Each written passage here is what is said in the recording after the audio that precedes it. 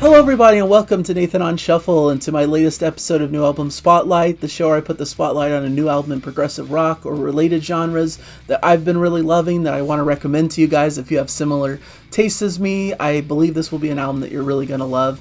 And today I have a super excellent album to talk about, maybe one of the best of the entire year, of the last few years. This is one that has a lot of hype around it and is very well justified. And that is the new Moron Police record, Pachinko.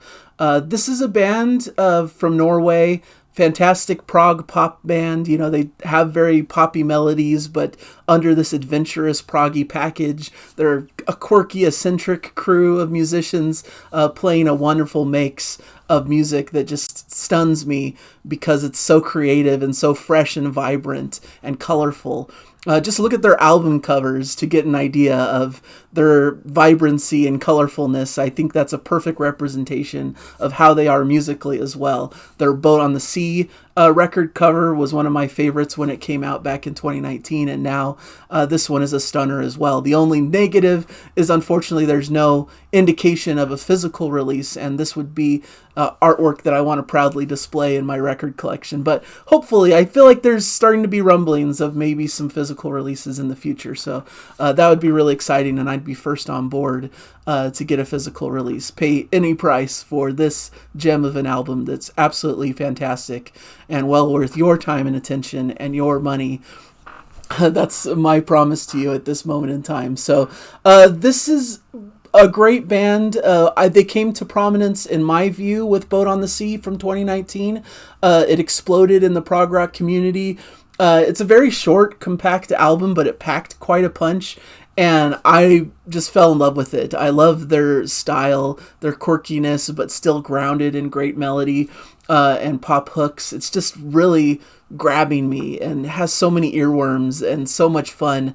And it's so repeatable because the songs are fairly short. And so it's easy to just want to repeat the track and re-listen to the whole record. They released a short EP called The Stranger in the High Tide in 2021, but have been a little bit quiet since then until coming out with this big album, Pachinko, which is an hour-length, perfect concept record that just is expertly crafted music of everything they do really well. It's like Boat on the Sea on steroids, and it matched every expectation and exceeded some of my expectations, in fact, which is crazy because it was really hyped when I was hearing about the upcoming release and hearing some of the singles that were coming out, and the hype in my little prog community was building and building to just stratospheric levels, and somehow that they're able to even exceed those extremely high expectations is just mind-blowing. And I'm probably giving way too much hyperbole and setting your expectations probably way too high, but it is just a really excellent release if you like this style of like progressive pop that they really employ expertly well, and love that vibrancy and that adventurous music that takes cues and styles from various different places and puts it all together and crafts it in a conceptual package that continues to repeat themes and develop them and bring them in epic fashion to a just excellent conclusion. That's the overview of an excellent album that has blown my mind and become an addiction, perhaps, of wanting to keep re-listening to this and keep hearing those hooky melodies that keep drawing me back into the record. One of the interesting things that happened with the band prior to this release is they actually lost their drummer. And it seemed like there was a possibility that the band may not even continue. Their drummer was Thor Peterson, who died following a car accident in 2022. And after the surge of popularity of Boat on the Sea and kind of the buzz that was surrounding them, it was such a tragic thing that happened, and it cast a lot of doubt into the future of the band. And of course, they're still mourning that loss, and that's really what's important about it, is that we lost someone really excellent in the music scene who was a great piece and component to the band. But the way that they've been able to rise up from that tragedy and create something that's full of life and vibrancy, and you could tell a lot of love and heart went into this record as well. And in some ways it can provide somewhat of a tribute to Thor and his contributions into the band and what makes them so unique. And I think that's absolutely fantastic. As for the concept of the record, It's kind of hard to decipher. It's a little bit wacky, a little bit out there, but kind of fun in the same way. The main character apparently is turning into a pachinko machine, which is a game that originates in Japan, used as an arcade game and much more frequently for gambling. And you get that kind of through line of this kind of wacky adventure of this pachinko machine, and you get references to this throughout the record as the storyline develops and as different things happen throughout the runtime of the record. But to me, what really matters to my ears is the musical threads that continue throughout the record. And I think there's so many cool repeating themes, so many things that grab your ear and bring you back into the record and bring back a memory of like, oh yeah, isn't that section from before in that earlier track? And I love when records do that. I'm a big, huge fan of concept records because of the fact that they're able to link together and feel like a cohesive unit that keeps reprising themes and brings them in a different way, in a different light, or in a different style later in the record. And the big finale of Giving Up the Ghost is an excellent culmination of all of these themes, played out in expert fashion, with this big epic closer that rises to the rooftops and is just excellent in its execution. It's fairly short for a finale track, perhaps. I mean, it's 6 minutes, but I love how they're able to still bring that poppy fun, just high octane energy to this track, but still make it feel epic in its scope as it brings back all of the big moments from the entire record. And I think it's a fantastic finale. But all the pieces leading up to it are also fantastic as we go through each different track, and each track has something unique. And something that brings it to life in its own unique fashion, even though it works within the tapestry of the whole record. Nothing Breaks, Port of Call, starts the record with this like heavenly choir feel and uplifting sound before the piano tinkles in, and we get a great energetic playing and melody from the band.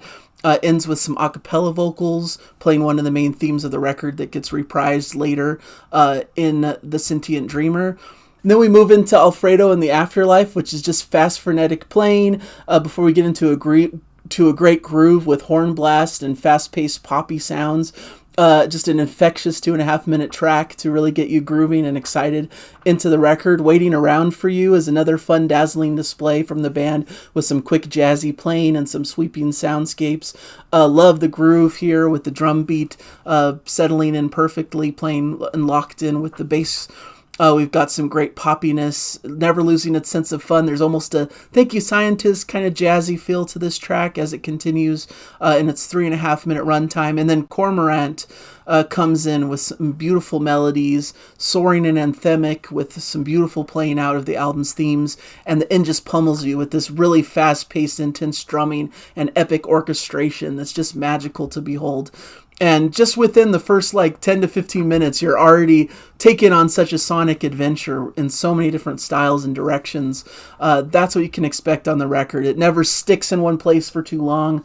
It always moves into the next thing. But I feel like they give justice to every little section and every little moment and make it this wonderful, beautiful, cohesive whole piece of music. And you get some little breaks in the storm here. You know, a lot of these songs are very poppy, very fast-paced, very frenetic. But you get something like Make Things Easier, which has almost a folky kind of country bluegrass style vibe to it with acoustic guitar and fiddle and great violin accents. Just a sweet ballad that plays with a different kind of musical palette than a lot of the other songs on here. And you get that a little bit later in the record also with something like The Sentient Dreamer, which provides a little bit of a respite from the cacophony of sounds and things that are assaulting you with your senses from all different directions.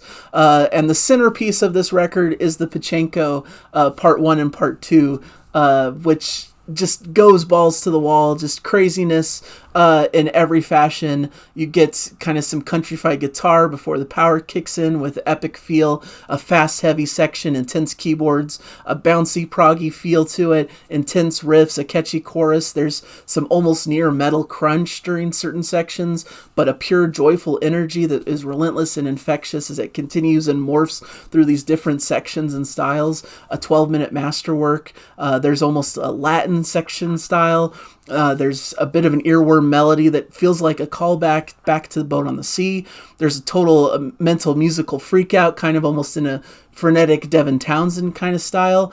And you get one of the most iconic lines in music this year with "My name is Pachinko, I sing the flamenco," as it just pours with this beautiful, poignant musical motif that just really brings everything home and grounds you amidst the musical chaos. And part 2 continues in a similar fashion with a really intense, kind of zany musical diversion, kind of Zappa-esque, off the wall, but then it settles into this really ballad-esque croon with a super satisfying melody that you really are drenched in as they sing it and express it in their music.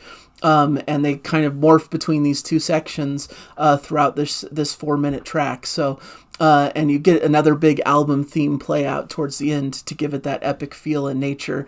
And it continues from there. There's still some highlights. We've already talked about so many musical moments that are fun and exciting, but you've got King Among Kittens, which has this almost 8-bit video game style to it, and a blaring horn solo, and this almost discotheque style flavor to it. Take Me to the City is this big epic AOR style rock track with 80s guitars and great synth soloing. The Apathy of Kings brings back some more jazziness in the keyboard style, some catchy melodies. You get kind of a reprise and a repackaging of that Pachinko Part 2 melody. And some excellent classical instrumental interplay towards the end of the track with some excellent keyboard work. Okinawa Sky brings this kind of 80s synth pop ballad flavor, one of the poppiest moments of the record, but absolutely satisfying and well written. Just so much stuff going on in the mix, so many different styles that you grab hold of and just love and enjoy and that bring a smile to your face. This is what music is all about, in my perspective, is bringing this adventurous spirit, but also never sacrificing melody and pop hooks and things that bring you into the music and make it all seem cohesive, even though really all these elements separate seem like a disparate craziness that doesn't make any sort of sense, but somehow they're able to craft these things together in a cohesive piece that makes sense as one entire listen through. And even though it's an hour long, I feel like it breezes by and I just want to press repeat and listen to it all over again. So it's an excellent record. There's no getting around it. I absolutely love what they've done here. And their style is near and dear to my heart. It's exactly what I love about music. And I hope they continue with more excellent releases like this one. This is a definite Album of the Year contender, and the band has really outdone themselves. Sondre Skoloval on vocals, guitars, and synths, Lars Christian Bjorknes on synths, Christian Frederick Holstein on bass, Billy Reimer on drums. Fantastic work from the band. I really applaud them for bringing something fresh and new and exciting to the prog scene, and bringing this pop sensibility that I really enjoy. Maybe some people might think moments of this record are too poppy and not enough of that prog flavor, but I love the way that they blend these worlds together. Maybe that's my favorite style of music, is this kind of prog pop world where you can have catchy things that grab your ear and that you could just enjoy and hum and that never leave your brain. But you could also have the adventurous craziness that's on display throughout the record. Different styles, different moments, different zany parts that just always bring a smile to my face because I grew up on that stuff. I love it. Reminds me of the excitement I felt listening to Gentle Giant for the first time and listening to Spock's Beard for the first time. And I just can't get enough of it. So hopefully you guys will listen to this record and enjoy it in much the same fashion. It comes out officially on November 28th, and I'm still crossing my fingers that there will be a physical album release of some sort, maybe some kind of Kickstarter, crowd-funded campaign or something, but we need this. Like I said, the album artwork is fantastic, vibrant and colorful, and I love the motifs with all the different animals, and it's just a fantastic package, all told, and deserves to be heralded as one of the modern prog classics. So thank you guys for joining me for this episode, and hopefully you'll join me for future reviews. Thank you, and enjoy the music, everybody.